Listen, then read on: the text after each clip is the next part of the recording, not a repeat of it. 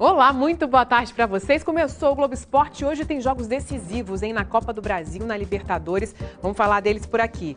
Vamos logo começando então com Copa do Brasil. Hoje tem Flamengo e Atlético Goianiense. Você vai acompanhar ao vivo aqui na Globo, depois da Força do Querer. E aí vale vaga nas quartas de final da Copa do Brasil, né? Mas o Zé Ricardo vai precisar mexer no time porque a lista de desfalques é bem grande, viu? Cuidando da bola com carinho ou fazendo embaixadinha para descontrair. Tá tudo certo com o Guerreiro, que tinha sido poupado na última partida, mas agora quer jogo. Tá no jogo, tranquilo. É jogo que vale vaga nas quartas de final da Copa do Brasil. Como a primeira partida no Maracanã ficou no 0-0, dessa vez, se o Flamengo vencer ou houver empate com gols, o Flamengo se classifica para a próxima fase. Hoje o Flamengo vai enfrentar o Atlético Goianiense pela Copa do Brasil. Mesmo adversário que enfrentou na segunda rodada do Campeonato Brasileiro com vitória rubro-negra.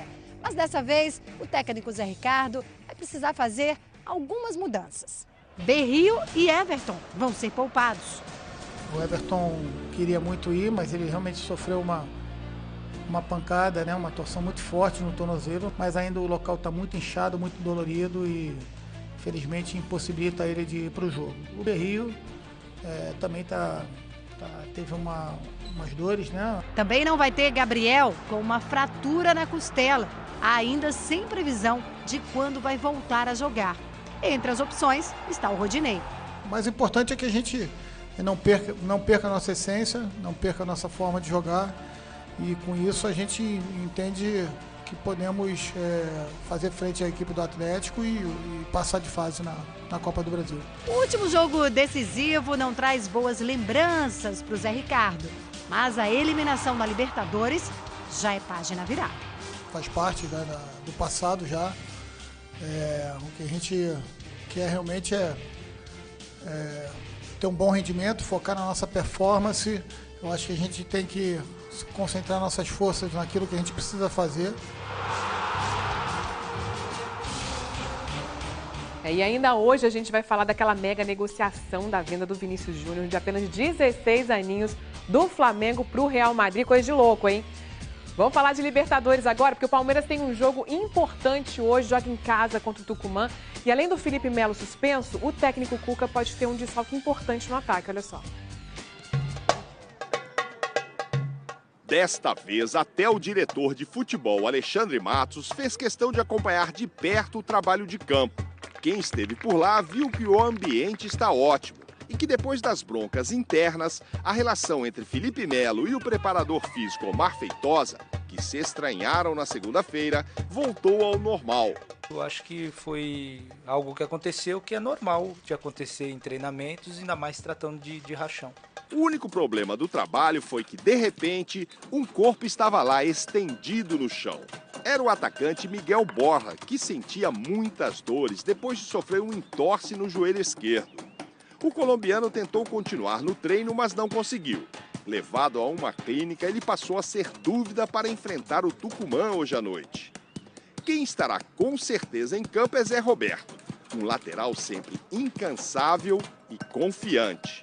A gente vai em busca de fazer um grande jogo e passar para a próxima fase, que o nosso objetivo com certeza é conquistar essa competição, como conquistar o brasileiro que já iniciou, a Copa do Brasil que está em andamento, as competições que o Palmeiras está disputando. O nosso pensamento é de conquistar. Zé Roberto considera que se vier a conquistar a Libertadores será o maior título da carreira dele, exatamente porque já estaria com 43 anos de idade, que vai completar em julho. Mas antes mesmo de fazer aniversário, ele já vai entrar para a história da competição. Aos 42 anos, 10 meses e 18 dias, Zé Roberto vai se tornar hoje à noite o segundo jogador mais velho a participar da Libertadores, superando a marca que pertencia ao ex-goleiro colombiano Mondragón. Zé Roberto ficará atrás apenas do peruano Villanueva, que na década de 60 atuou com 43 anos e 10 meses. Apesar da experiência de 23 anos como jogador profissional, Zé Roberto admite que está em constante aprendizado. Eu tenho mais tempo de carreira do que muitos de idade aqui no no nosso grupo. E eu acho que, independente do tempo de carreira, independente da minha idade, eu a cada dia, treinamentos ou jogos, eu estou sempre aprendendo. Bom, olha só, vamos falar de Série B agora no Brasileirão, né? 2 jogos ontem abriram a rodada. E aí roda para você ver, olha, CRB recebeu o Santa Cruz, no Repelé venceu por 1-0, Neto Baiano marcou de pênalti aí. No Brinco do Ouro, no Guarani, fez 2-0 no Figueirense, Bruno Nazário abriu o placar, pois o Kaique completou. E esse jogo foi com portões fechados, porque o Guarani estava cumprindo punição, né? Então, quando a bola foi parar na arquibancada, lá, Gandula teve que ir lá buscar.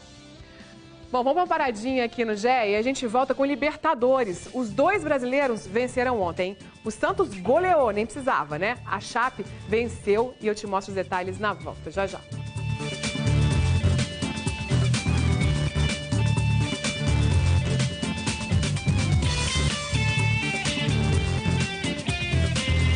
Já é de volta. Antes da gente continuar com os assuntos do esporte, a gente vai falar primeiro com o repórter Murilo Salviano, que está acompanhando as manifestações lá na Esplanada dos Ministérios e conta pra gente como é que tá. Boa tarde para você, Murilo. Oi, Vivi, boa tarde a você, boa tarde a todos. A manifestação que começou mais cedo ali perto do estádio Mané Garrincha, agora já está se aproximando dos ministérios, já passou a rodoviária e agora se aproxima da esplanada dos ministérios. A marcha deu um pouco, agora desacelerou um pouco, porque ali naquele ponto onde a marcha está passando tem um cordão de revista da Polícia Militar e ali a PM revista mochilas e bolsas para evitar e manter a segurança da esplanada, para manter a segurança dessa manifestação. O trânsito completamente bloqueado aqui nas 12 faixas do eixo monumental. Mais cedo havia um desvio pela L2 Sul, mas agora, por conta da proximidade da manifestação, todas as 12 faixas do eixo monumental estão bloqueadas. Os motoristas não têm mais acesso desde a rodoviária do Plano Piloto. Portanto, quem quer acessar aqui a esplanada dos ministérios tem que utilizar vias alternativas e laterais como a N2 e a S2. Vivi? Obrigada, Murilo. Qualquer coisa pode chamar a gente por aqui, então, hein?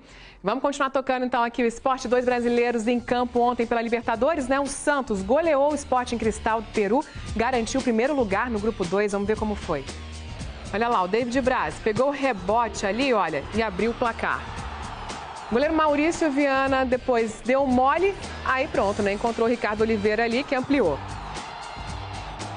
Troca de passes depois ali, desde o campo de defesa. Aí o Vitor Bueno fez o terceiro do Santos. E depois o zagueiro David Braz de novo, né? Marcou o segundo dele, fechou a conta, deixou ele Santos 4, Sporting Cristal 0. Santos classificado já estava, né? Depois, próximo jogo, a Chape ganhou do Zulia da Venezuela, mas não se classificou para as oitavas da Libertadores por causa de uma punição da Conmebol. Vou te explicar daqui a pouquinho. Vamos primeiro ver os gols e em seguida eu te conto por quê. Vamos lá. Arango, aos 29 do primeiro tempo, fez 1-0 para o Zulia. Depois, Arthur Kaique pegou a sobra ali do chute do Rossi e empatou aos 45 do segundo tempo. Depois da saída de bola ali, ó, a Chapecoense logo recuperou a posse. O João Pedro deu essa arrancada ali, abriu a direita com o Rossi. Ele cruzou, gol do Andrei Giroto aos 46 do segundo tempo. Virada espetacular, né? Classificaria a Chapecoense para as oitavas de final. Classificaria, né? Porque antes do jogo contra o Zulia, a Confederação Sul-Americana de Futebol anunciou que a Chape tinha sido punida com a perda de 3 pontos que foram para o Lanús, primeiro lugar no grupo. Com isso, a Chape não se classificou para as oitavas de final. E aí vamos entender melhor, né? A punição foi por causa da escalação do Luiz Otávio, que marcou o gol da vitória sobre o Lanús semana passada. E aí, segundo a Conmebol, ele estava suspenso, não poderia ter jogado. E o clube alega que não recebeu com antecedência esse comunicado oficial aí sobre a suspensão. E por isso, escalou o jogador. Bom, o terceiro lugar do grupo leva o time à Copa Sul-Americana, mas a Chapecoense não está satisfeita não. Diz que ainda vai recorrer da decisão e tentar se manter na Libertadores. Vamos ver então o desenrolar dessa história aí. E lá se foram 8 meses desde que se encerraram os Jogos Olímpicos e Paralímpicos do Rio, né? Grande parte das instalações utilizadas nas competições estão paradas e o repórter Marcos Uchoa foi conferir isso pra gente. Façam seus jogos! E fizemos. Olímpico, Paralímpico. Agora, como se fôssemos a bolinha numa roleta, esperamos a sorte grande quando ela parar. Para o Brasil, tudo isso é como se fosse um táxi que não se move, mas com o taxímetro ligado.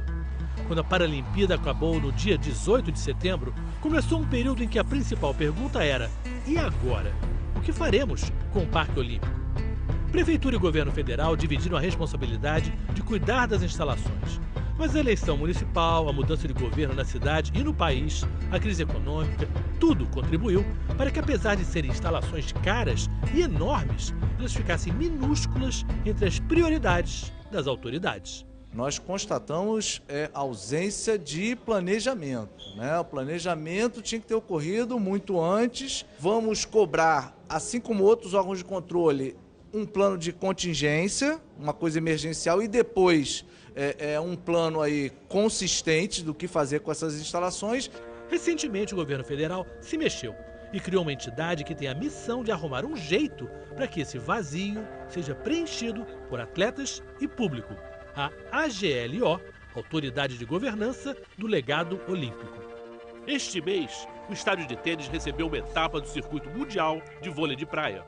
Um desafio que vai ser superado, até porque a gente não se atém apenas à questão de evento relacionado à competição. Temos também projetos de inclusão social. Na minha concepção hoje, a maior preocupação é a gente proporcionar aos nossos atletas a utilização disso.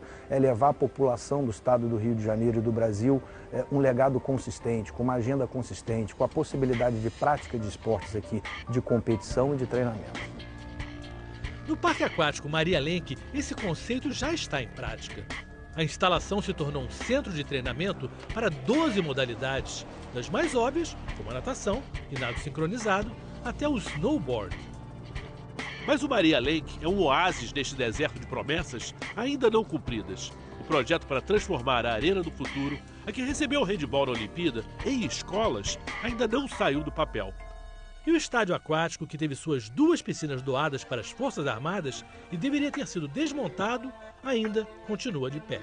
Tudo isso custou muito dinheiro e continua custando. O governo federal estima gastar 45 milhões em despesas com a parte dele do Parque Olímpico e mais 35 milhões da área de Deodoro. São 80 milhões. O plano agora é, no próximo ano, passar a administração e o uso para a iniciativa privada. Mas nos tempos que correm, vai ser muito difícil. Enquanto esse reforço privado não chega, o Parque Olímpico vai sendo povoado com eventos de menor expressão também. Nessa sexta-feira será a vez de o Velódromo receber uma etapa do Campeonato Carioca de Ciclismo de Pista e um passeio ciclístico. Em Deodoro, as arenas da Juventude e do hóquei sobre grama estão abandonadas. Quando o Exército assumiu as instalações no fim do ano passado, que estavam sob responsabilidade da Rio 2016, encontrou sinais de vandalismo e furtos. A gente ficou um pouco assustado no início porque não esperava que o estado de abandono seria tão grande. Fomos vítimas de roubos e de algum vandalismo nas instalações olímpicas. A gente considera que essa passagem de bastão ainda não aconteceu e ela vai acontecer com tudo que o Exército precisa para tocar as instalações. O Parque Radical permanece fechado enquanto não se define uma empresa para cuidar da instalação. O esporte mais perto dos brasileiros é o que se lê em placas por todo o Parque Olímpico. E é o que se espera, em todos os sentidos.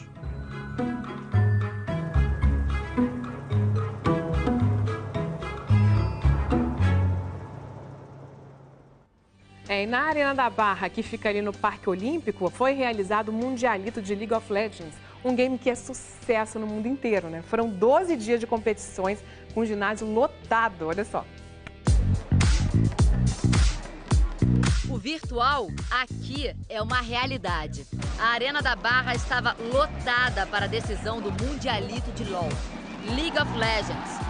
Hoje, o game mais popular do mundo. Em média, são 67 milhões de pessoas jogando por mês.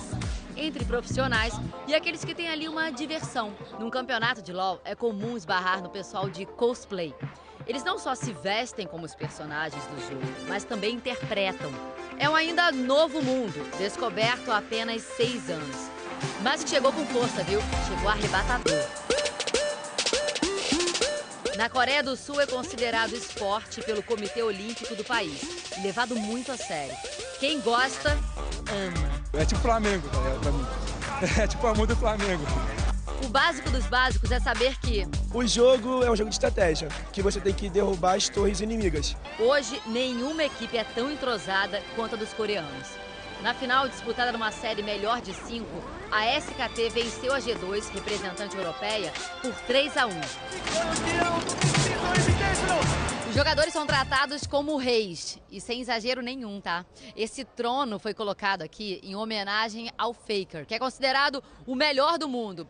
Ele ganha por ano 8 milhões de reais só em salários. Aos 20 anos, Lee Faker é o destaque da SKT. Na premiação no Rio de Janeiro, houve um encontro de fenômenos. Faker realmente é um fenômeno. Historicamente, não teve nenhum como ele, já provou isso várias vezes. É um fenômeno de outro mundo, cheio de encantos.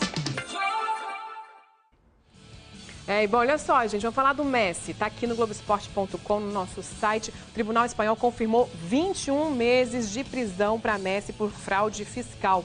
E apesar dessa sentença aí, o atacante não deve ser preso, né? Mas vai ter que pagar uma multa no valor de 7 milhões e 700 mil reais. Messi e o pai dele já haviam sido condenados em primeira instância e a sentença foi confirmada hoje.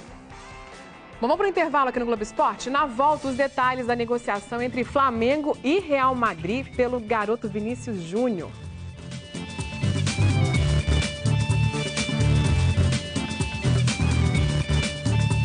Já é de volta, vamos falar de basquete? As finais do NBB estão definidas, né? O Bauru venceu o Pinheiros por 66-60 e garantiu a vaga na decisão do Novo Basquete Brasil. A série melhor de 5 começa no próximo sábado. Agora, aquela história de correr, nadar, pedalar, tem que ter disposição, né, gente? Eu sei bem como é que é isso. E tem um garoto aqui de Brasília mandando bem demais no triatlo. Thiago Canabrava é o nome do menino, campeão brasileiro, já sonha com a Olimpíada, olha aí.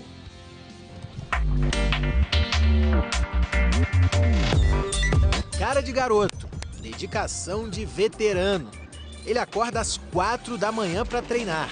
Thiago Canabrava tem só 17 anos e já foi campeão brasileiro na categoria que reúne triatletas de 18 e 19.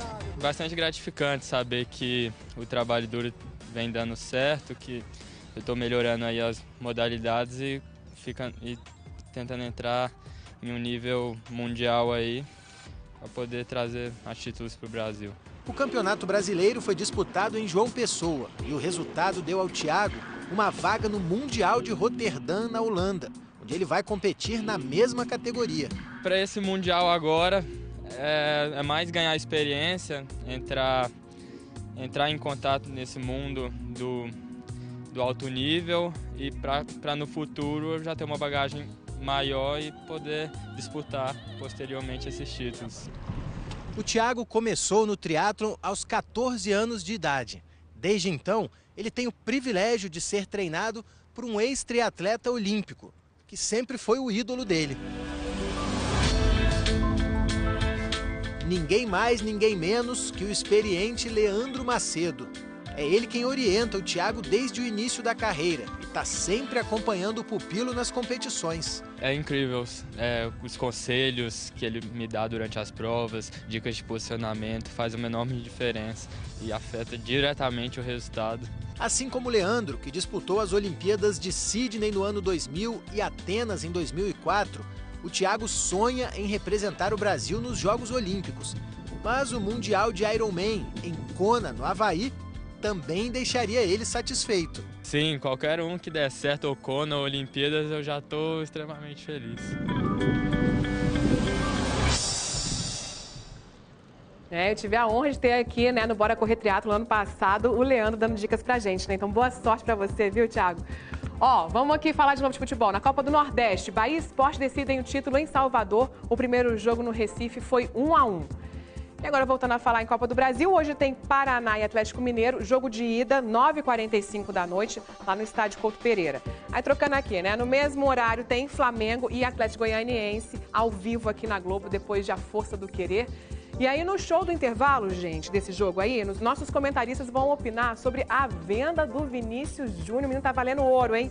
Você, o que acha? A gente fez uma reportagem tentando entender o que representa essa negociação. Você conhece o Vinícius Júnior? Não sei quem que é não, Vinícius. Você acha que ele vale 150 milhões de reais? É difícil, nesse mundo maluco aí do futebol, não sei. Sinceramente, não saberia te dar essa resposta, não. Vai valer mais, mais na frente vai valer mais, né? Pode ser que ele se torne um novo Neymar e realmente compense o investimento.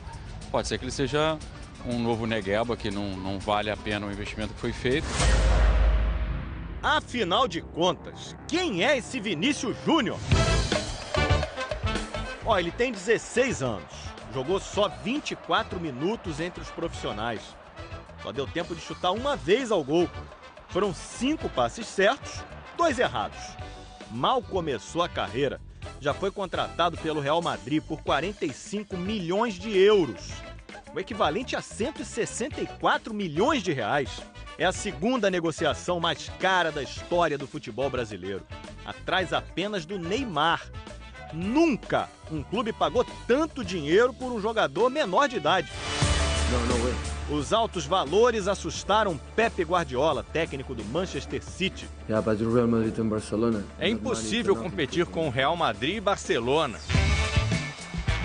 Vinícius atuou poucos minutos pelo time principal do Flamengo, mas é destaque há muito tempo. Vinícius é um garoto que a gente, quando chegou aqui ao clube em 2012, já percebeu que era um garoto diferente tecnicamente, sempre foi, ele tinha apenas 12, 13 anos e sempre demonstrou bastante qualidade e capacidade de superar aqueles objetivos imediatos da categoria que ele fazia parte. Nas categorias de base ele sobrava no meio da molecada. Atacante veloz, driblador, que joga sempre buscando gol. No Sul-Americano Sub-17 levou o Brasil ao título. Foi artilheiro e eleito craque da competição. E aí chamou a atenção dos clubes europeus, né?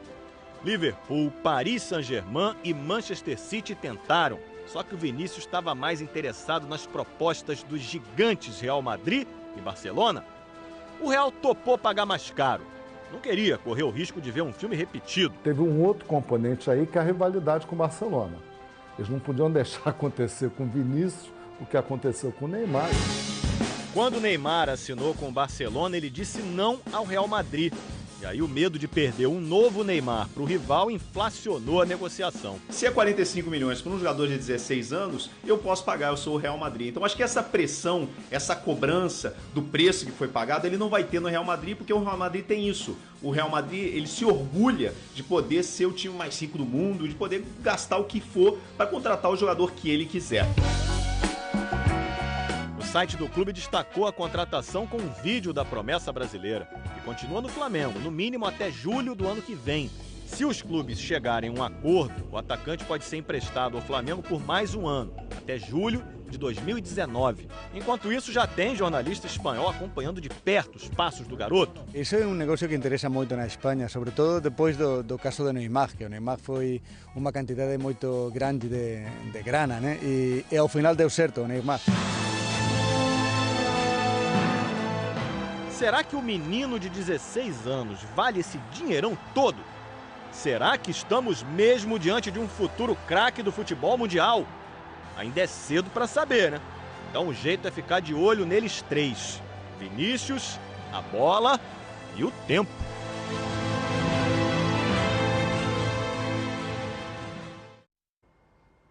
Vamos descobrir, né, gente? Acabou o GE. Até amanhã. Um beijo para você. Tchau, tchau.